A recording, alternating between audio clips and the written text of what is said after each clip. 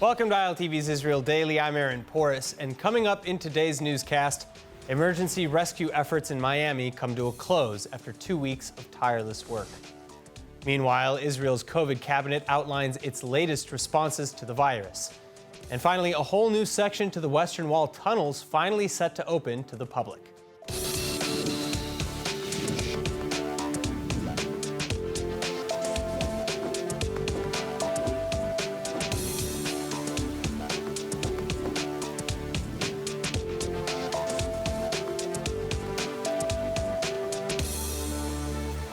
Starting this evening in Miami, a disheartening end to an international tragedy. 2 weeks have now passed since the Champlain Towers South condo collapsed, rescue workers essentially ending their efforts. At this point, we have truly exhausted every option available to us in the search and rescue mission. So today is about beginning the transition to recovery so that we can help to bring closure to the families who've been suffering and waiting for news. Nothing we can do can bring back those we've lost, but we can and we will do everything in our power possible to identify all of the victims and to offer closure to the families in this time of unimaginable grief.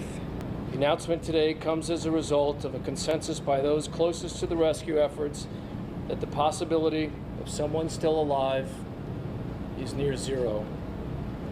They are probably right, but in the end, God is still in charge, and while there seems to be no chance of finding life in the rubble, a miracle is still possible. Moments of silence, shared prayers and stories, and candlelit vigils lighting up in Surfside, Miami, Florida.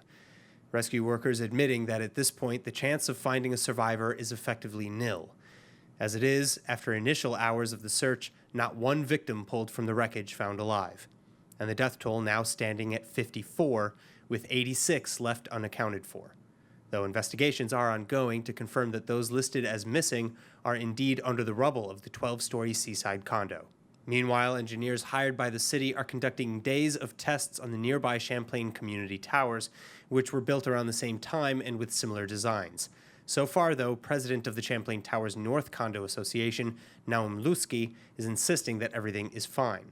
For the South Towers, on the other hand, a grand jury investigation into the collapse has been launched, and at least half a dozen lawsuits have been filed by the victims' families. My sister and my brother-in-law are in that building right now.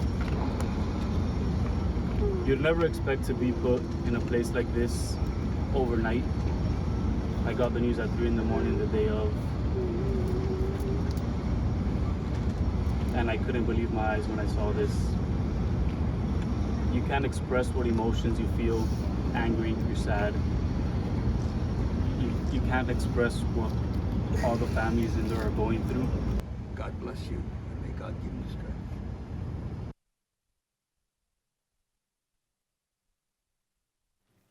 All right, moving north now to New York, Israeli ambassador to the UN Gilad Erdan applauding the adoption of the latest global counterterrorism strategy resolution. Passed every 2 years, this newest version not only acknowledges the link between hate speech, racism, and terrorism or discriminatory violence, but it also specifically lists anti-Semitism as one of the motivations for such hate, along with Islamophobia, Christianophobia, and other religious prejudices.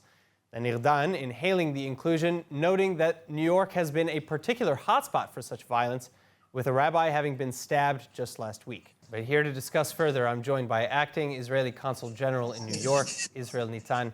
Israel, thank you so much for joining us today. It's a pleasure. I have to ask you, since leaving, you've had experience with the UN, but since leaving the UN and becoming acting Consul General in New York, what's been your experience when it comes to anti-Semitic incidents? What trends have you noticed, and how have you been involved? Well, we live in. I've been here in New York since the summer of 2018. We've seen this spike, this unacceptable spike in anti-Semitism, anti-Semitic incidents, and anti-Semitism in general in New York and in the United States. Here at the consulate, I have to say, I arrived in the summer of 2018. I couldn't believe that in a matter of 2 months, I'll have to travel to Pittsburgh following the shooting in the Tree of Life synagogue, as well as other lethal attacks in Jersey City, in Monsey, and of course daily attacks against Jews here in the city. This is unacceptable. What we're doing is, we may not have the authority to act abroad, but we do have the responsibility as the representatives of the Jewish state to. We have a historic and moral responsibility to call out and to speak up against anti-Semitism and to support our Jewish sisters and brothers here in the city. We reach out to local, both government administration and community leaders. We work with them in conveying these messages, supporting them in building the coalitions, and of course we have a responsibility in speaking up and very vocally and expressing our concern as the representatives of the Jewish state when it comes to attacks against Jews around the world, and especially here in New York. Have you seen any sort of evolution in the way anti-Semitism has been expressed or emboldened in recent years? I think that the problem is that it's being normalized. The problem is that anti-Semitism is being normalized, that anti-Semitic expressions are being accepted and not being criticized by the society, by certain leaders. And this is, I think that this is our role to support the Jewish community here in engaging and reaching out to certain leaders when there is a need to say, listen, guys, you need to say something. You have a responsibility. I think that at least the effort to promote the adoption of the IRA working definition, the International Holocaust Remembrance Alliance working definition on anti-Semitism, that is a non-legally binding working definition that is acceptable by this forum led by Israel and the United States, is also very important here when we call on all relevant actors, authorities, both local governments, boards of education, as well as in the campuses, to adopt this resolution. Because if you really want to fight anti-Semitism, you need to define what is anti-Semitic. And I think that the IRA working definition is a very important instrument in the beginning, or at least the effort to fight anti-Semitism here. All right, Israel Nitzan, thank you so much for joining us. Thank you very much. Now on to coronavirus. Daily infection counts in Israel remaining at over 500. The new variants discovered all the time all around the world as well. Israel's COVID cabinet then sticking true to its word to respond with renewed restrictions. And here with the details is ILTV's Chana Rifkin. Chana, thank you so much for joining us. Now, what are the new rules and regulations as of now? Okay, so there are minimal restrictions that have been implemented. First, travelers arriving at Ben Gurion Airport will now be required to quarantine until they receive a negative PCR test. The second thing is that vaxxed and unvaxxed, everybody coming into the airport? Inbound travelers. Wow. Okay. All inbound travelers. Vaccinated or recovered list of travelers from other countries have been expanded from the ones that are under the ban for Israelis to travel there to just countries that are under travel warnings. So that's the second thing. And then the last thing is that rapid corona tests funded by the government will be performed at summer camps, youth programs, and before entering nursing homes. All right, so all the places where there are large groups of people, it looks like, and people who are immunocompromised to some degree. Right. What are the new numbers of the infections? Because I understand that we have an infection rate of around 0.7. Right. So what does that mean in real numbers? So that means that I guess 0.7% of the people who are being tested come out positive. Right now, for the third day in a row, we're at over 500 new cases a day. Today was 518, I believe. How many fully vaccinated individuals are in serious condition? Right, so this was a big piece of information that I myself wanted to understand, because why are we re-entering this period of restrictions right. if people are vaccinated and we knew that the virus would still circulate. So out of the 46 people that are currently in serious conditions, 16 of whom are ventilated, 40% were fully vaccinated. However, they're all in an at-risk group. So they're not normal people like you or me. So I want to add as well that, the idea of how many vaccinated individuals are counted in the serious cases is also not a very simple statistic, because if you come from a society like Israel where a large majority of the population is vaccinated, then more people in serious condition will be vaccinated. That's just kind of how the numbers work out. All right, so wear your masks, be vigilant. Yeah. Hannah Rivkin, thank you so much. Thank you. Moving on, the nascent ties between Israel and the United Arab Emirates under renewed stress as the United States' Biden administration falls behind on its commitments. In fact, it appears that so far, any and all promises by Biden's White House to uphold the Abraham Accords have been little more than lip service.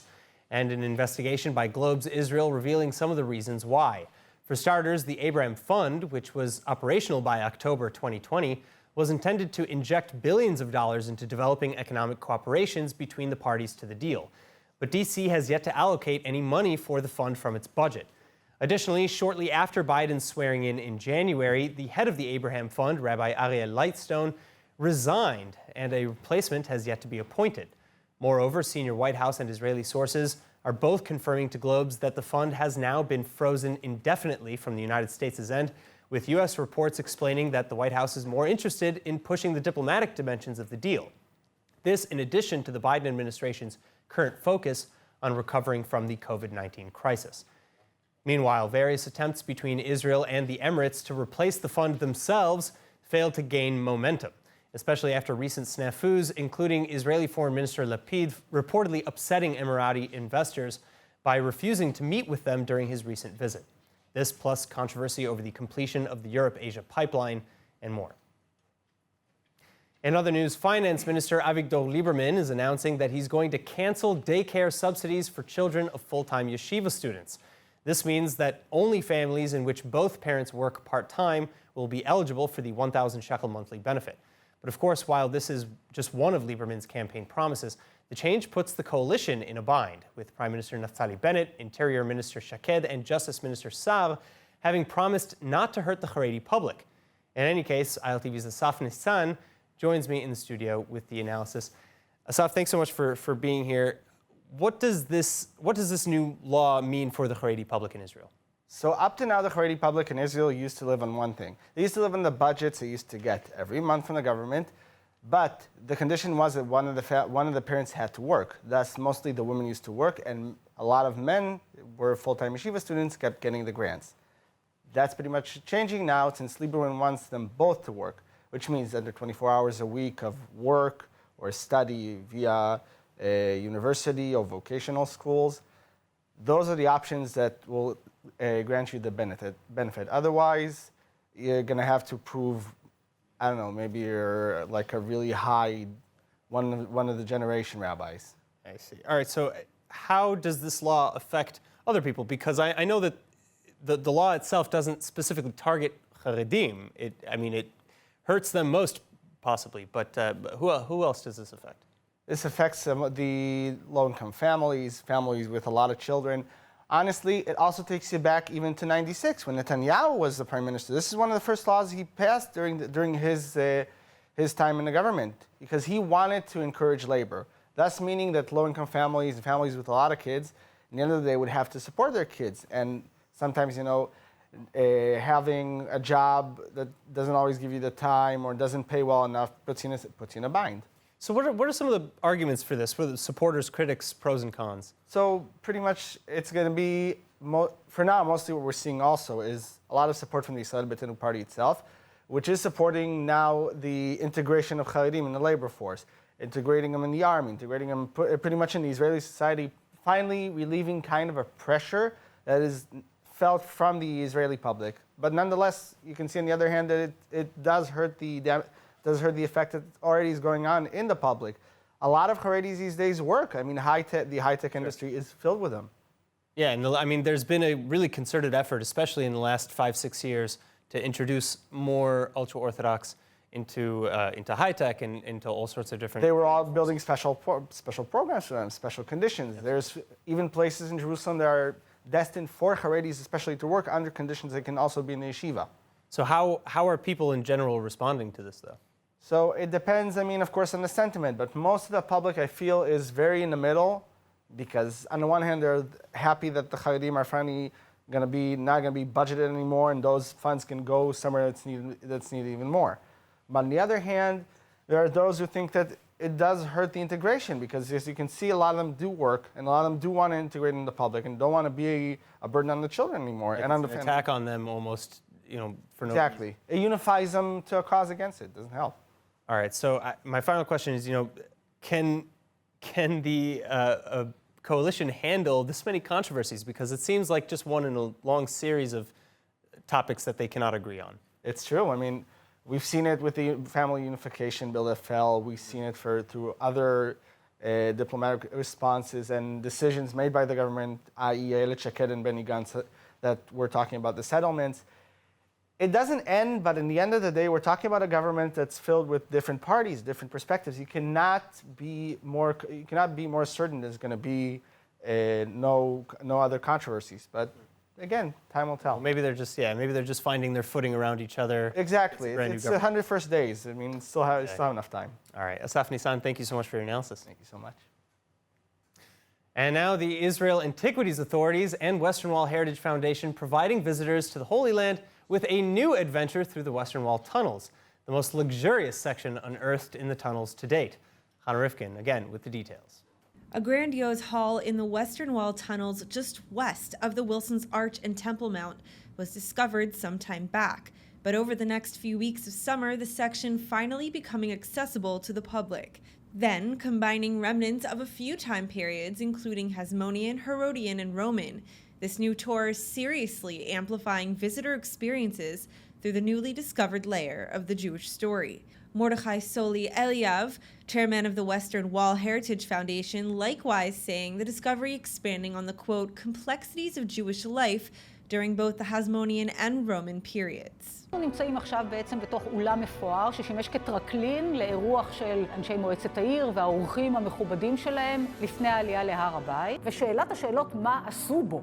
המקורות ההיסטוריים ובעיקר כתבי יוסף בן מתתיהו מאירים בפנינו את האופי של האזור הזה. יש פה בניינים ציבוריים מפוארים, והתמזל מזלנו לבקר באחד המפוארים שבהם. בניין שנבנה ככל הנראה בשנות ה-20-30 של המאה הראשונה לספירה, ובעצם שימש את מכובדי העיר. Additionally, Wexler Bdolach explaining how furniture, while not uncovered with the structure, are believed to have included wooden reclining sofas. This belief being assumed due to the knowledge of such sofas' popularity, particularly during the Roman and Hellenistic eras, where people ate while reclining. In any case, the structure has been declared the most grand Herodian building unearthed in Jerusalem thus far, and is providing new context for the Western Wall tunnels, including how their use may have evolved over time. According to the IAA, in the last years before the Second Temple's destruction, big renovations were made, including the installation of a mikveh, or ritual bath, as it's known. This as visitors were required to purify themselves before entering the Holy Temple. The new trail set to open to the public before the coming high holidays.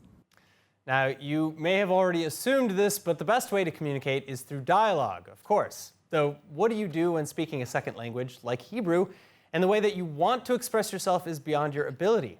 Well, to preemptively remedy such a dilemma, you can follow the inclusive and easy-to-follow methods from our friends at Ulpan Or.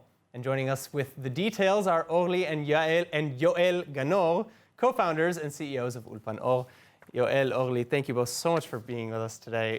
Shalom, shalom, Aaron. Shalom, shalom. Thank you. All right, so why is practicing dialogue specifically so crucial to learning a foreign language? Aaron, let me ask you a question. If three people are involved in a conversation, how do you call it? A trialogue? A trialogue, yeah. Is it? Oh, okay. Yeah. How about when two people are involved in conversation? In this case, it would be a dialogue. Okay, and one person? A monologue. Well, but if that one person speaks to himself, it's probably an insane, crazy person, right? I talk to myself all the time. So. Well, I don't know about you. Okay. Anyway, I think the essence of any language is a two-way communication between two people at least. Okay, so to create that communication, if you practice a dialogue, you are capable of doing that. But let me address it to Orly. Okay, so when I created our method, I understood that a dialogue is the essence of a language. What are we doing here? Right. We are conversing, we are asking, we are answering. That's the way people are communicating a dialogue. Unfortunately, in many other methods of studying a language, they think that the number of words you'll get or the sentences you'll get, that will bring you to the result. Not so.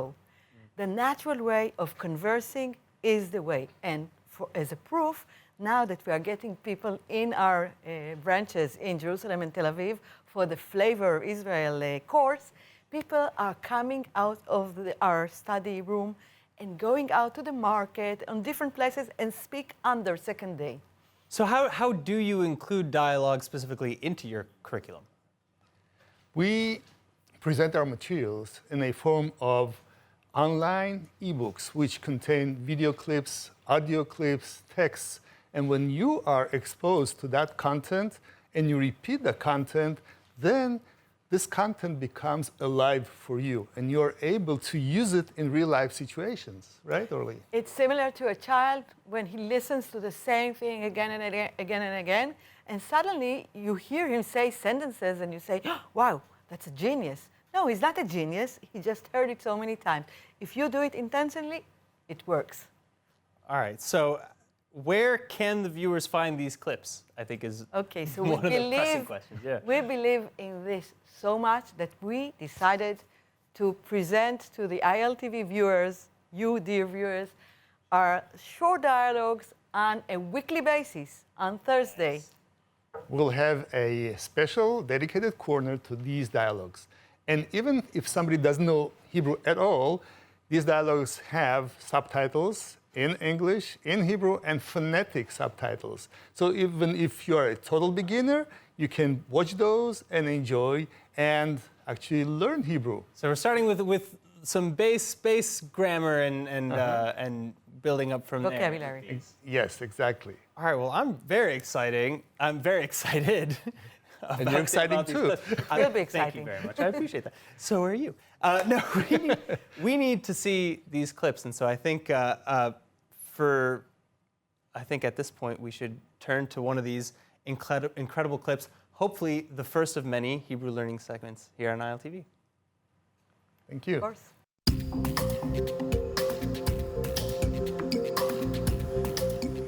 יואל, מאיפה אתה בקנדה? אני מטורונטו.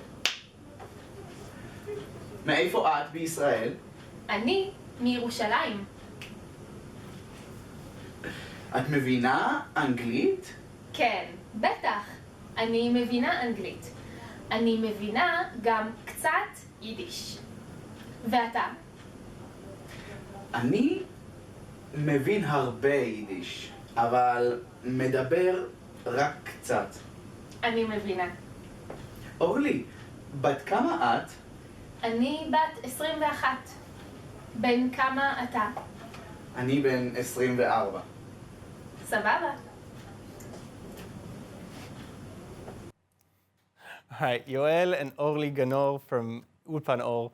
That was awesome. I can't wait to see the next one. Of course. So Next Thursday. Next Thursday, every Thursday. Okay. Thank you so much. Thank you. And now before we go, let's take a look at what's going viral in Israel.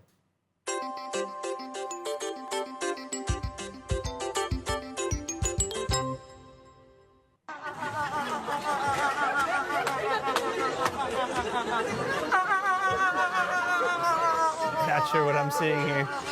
It's a very funny movie, apparently. Worst movie experience ever, I guess. All right, that's it for today's news, though. Today's exchange rate is 3.28 shekels to the American dollar and 2.61 shekels to the Canadian dollar. Finally, for the latest updates and news from ILTV, please like ILTV on Facebook, follow us on Instagram, and subscribe to our YouTube channel as well as to our newsletter at iltv.tv. I'm Aaron Porras. Be well. Thank you so much for watching.